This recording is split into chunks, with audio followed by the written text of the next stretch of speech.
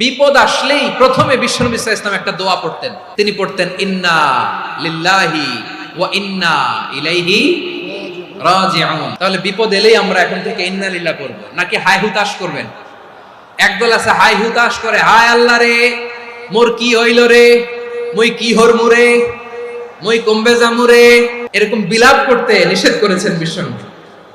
কি করব, কই যাব, কি হবে, হায় হায়, এরকম হাহুতাশ আছে না নাই?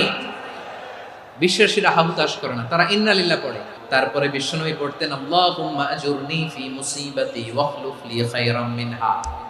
একসাথে প্রথমে পড়তেন ইন্না লিল্লাহি ওয়া ইন্না ইলাইহি রাজিউন, তারপর পড়তেন আল্লাহুম্মা আজুরনি ফি মুসিবাতি ওয়াখলুফ লি খায়রাম মিনহা, মানে আল্লাহ এই যে আমি বিপদে ধৈর্য ধারণ করলাম এটার সব তুমি আমারে দাও, আর যেটা হারালাম এর চেয়ে ভালো কিছু দিয়ে মেকআপ করে দিও, ভালো কিছু দিয়ে বদল করে দিও। সুবহানাল্লাহ পড়েন।